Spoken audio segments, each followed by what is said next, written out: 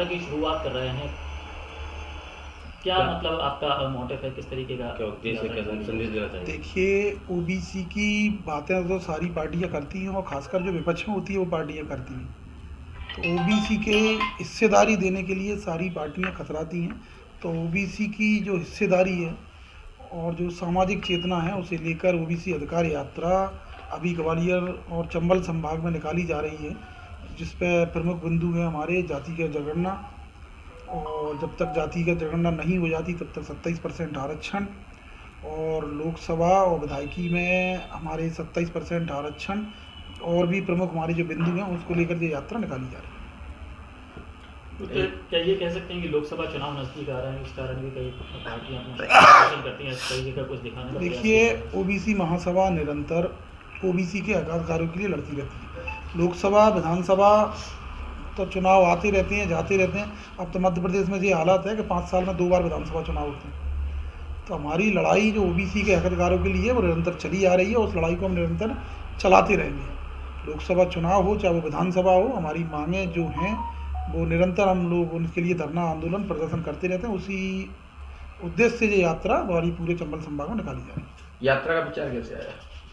यात्रा पहले भी निकाली जा चुकी है। हमारे ओबीसी के हमारे पदाधिकारियों ने, समस्त पदाधिकारियों ने यात्रा पहले भी निकाली है, और उसी के लिए ये यात्रा फिर से निकाली जा रही है, क्योंकि हमको संविधान ने अधिकार दिए हैं कि अपनी बात लोकतंत्र में रखने के लिए धरना, प्रदर्शन और यात्रा करने का हमें जो अधिकार है, उसी अधिकार के तहत ये यात्रा फिर से निकाली जा रही है। यात्रा का रूट क्या रहेगा? यात्रा अभी अम्बेडकर पार्क से शुरू होकर फूलबाग से यहाँ शीतला माता मंदिर, चीनौर, चीमक, भितरवा, नरवर होते हुए करैरा, रात को शिवपुरी, शिवपुरी से शिवपुर, शिवपुर से मुरैना, मुरैना से मेहगांव होते हुए भिंड, और भिंड से लाहार, लाहार से होते हुए दतिया, सेवड़ा, सेवड़ा से वापस मऊ, और मऊ से गोद, और गोद से ग्वालियर वापस आएगी। प्रथम चरण में रहेगी। नेक्स्ट चरण में जो भी होगा हम आपको अवगत करा देंगे। इस बीच ओबीसी के कुछ बड़े जो नेता कह सकते हैं वो शामिल होंगे? देखिए, जो ओबीसी के प्रति जिनका झुकाव है, वो जहाँ ओबीसी के प्रति जो लोग सोचते हैं वो सारे लोग इसमें सम्मिलित रहेंगे। हमने सभी लोगों को आमंत्रण भेजा है, सभी लोगों को हमने बोला है, और जो भी जिसमें शामिल रहेगा सभी को हमने आमंत्रण भेजा है। जो शामिल रहेंगे वो आपके सामने आ जाएंगे। तो प्रशासन से कुछ इसकी ली है क्या परमिशन वगैरह? प्रशासन को अवगत करा देंगे हम, प्रशासन को अवगत करा दिया और अवगत करा देंगे। परमिशन की उसमें यात्रा में ज़रूरत नहीं है, फिर भी हम प्रशासन को अवगत करा देंगे, और जो विधि पूर्वक जो है वो सारी चीज़ें हम अवेलेबल करा देंगे। बता देता हूँ, आप डॉक्टर राजेश सिंह कुशवाहा जी हैं, और आप हमारे मध्य प्रदेश के प्रदेश अध्यक्ष हैं ओबीसी महासभा से। सिंह राजपूत जी हैं जो OBC United front of India के प्रदेश अध्यक्ष हैं। आप रूपेश ओबीसी महासभा के राष्ट्रीय कार्यकारी अध्यक्ष हैं। आप भूपेंद्र सिंह कराना जी हैं, आप ओबीसी महासभा के राष्ट्रीय कार्यकारी अध्यक्ष हैं। ये सभी तमाम सारे लोग हमारे भाई रूपेश यादव जी।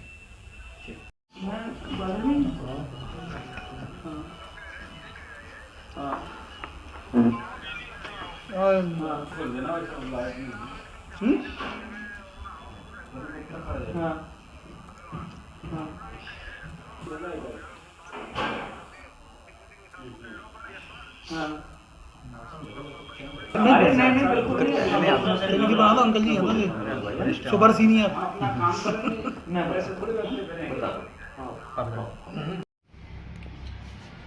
पूरे रूट को किस तरह का क्या रूट है, कहाँ कहाँ से लोग जुड़ेंगे, इस तरह का थोड़े से बता दीजिए। यात्रा कहाँ से कहाँ तक रहेगी? नमस्कार, मैं भूपेंद्र कराना, कार्यकारी राष्ट्रीय अध्यक्ष ओबीसी महासभा। जैसा कि आपको अभी हमारे राष्ट्रीय अध्यक्ष भाई ओबीसी भाई विजय जी ने बताया, इस कार्यक्रम के संयोजक भाई रूपेश यादव जी ने बताया, हमारे वरिष्ठ साथी बैठे हैं राजकुमार जी उन्होंने बताया, और उसी को मैं ब्रीफ करने जा रहा हूँ। कल 27 तारीख से 10 बजे फूलबाग से हमारी ये ओबीसी अधिकार यात्रा प्रारंभ होने जा रही है, और इसको सर्वप्रथम हम लोग शीतला माता मंदिर चिनौर होते हुए और हम लोग पहुँचेंगे शिवपुरी। पहला विश्राम जो रहेगा यात्रा का वो रात्रि पड़ाव रहेगा शिवपुरी।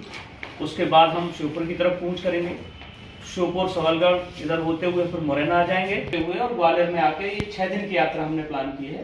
6वें दिन आके हम लोग यहाँ ग्वालियर में एक सभा टाइप की करेंगे, जिसमें ओबीसी के हक अधिकारों की बात रखेंगे, और यात्रा की बाद चाहे वो कांग्रेस पार्टी रही हो, चाहे भाजपा पार्टी रही हो, कोई सी भी पार्टी रही हो, जब चुनाव पे ओबीसी जो सबसे बड़ा एक वर्ग है, सबसे बड़ा समुदाय है देश के अंदर, उसका सिर्फ वोट में प्रयोग करने के लिए ये यूज करती हैं। लेकिन ओबीसी महासभा जो संगठन है वो राजनीतिक पराकाष्ठा ओबीसी के हित की और आपकी अधिकार की बात करता है।